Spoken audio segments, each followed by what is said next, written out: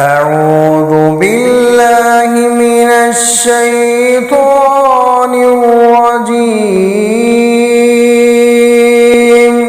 بسم الله الرحمن الرحيم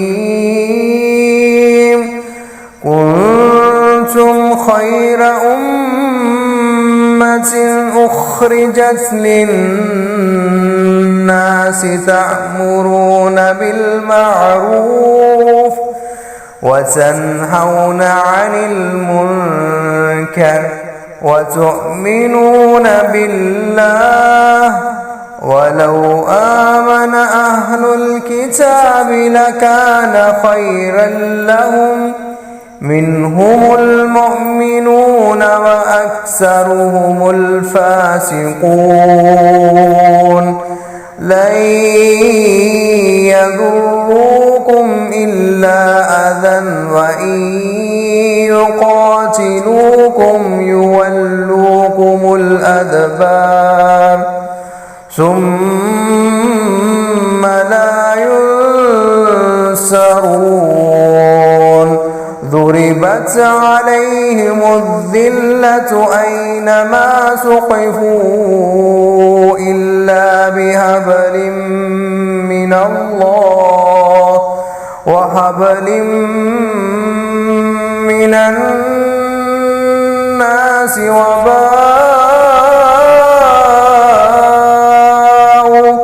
وباءوا بغضب من ضربت عليهم المسكنة ذلك بأنهم كانوا يكفرون بآيات الله ويقتلون الأنبياء بغير حق ذلك بما عصوا وكانوا يعتدون ليسوا سواء من أهل الكتاب أمة قائمة من أهل الكتاب أمة قائمة يتلون آيات الله آناء الليل وهم يسجدون يؤمنون بالله واليوم الآخر ويأمرون بالمعروف وينهون عن المنكر ويسارعون في الخيرات وأولئك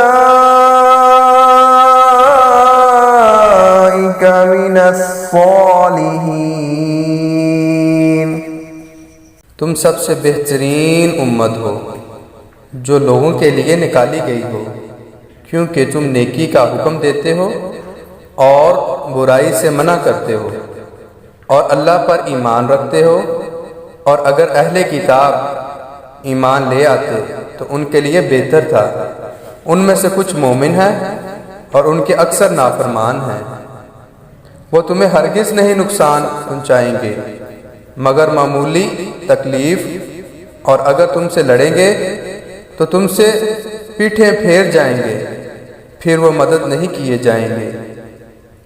उन पर ज़िल्लत मुसल्लत कर दी गई जहाँ कहीं वो पाए जाएं, मगर अल्लाह की पनाह और लोगों की पनाह के साथ, और वो अल्लाह के गज़ब के साथ लौटे। और उन पर मोहताजी मुसल्लत कर दी गई, ये इसलिए कि बेशक वो अल्लाह की आयात का इनकार करते थे और नबियों को किसी हक के बगैर कत्ल करते थे। ये इसलिए कि उन्होंने नाफरमानी की और वो हद से गुजरते थे। वो सब बराबर नहीं। अहले किताब में से एक जमात क़याम करने वाली है जो रात के औकात में अल्लाह की आयात की तिलावत करते हैं और वो सजदे करते हैं। अल्लाह और यौम आखिरत पर ईमान रखते हैं और नेकी का हुक्म देते हैं और बुराई से मना करते हैं और अच्छे कामों में एक दूसरे से जल्दी करते हैं। और ये लोग सालिहीन से हैं।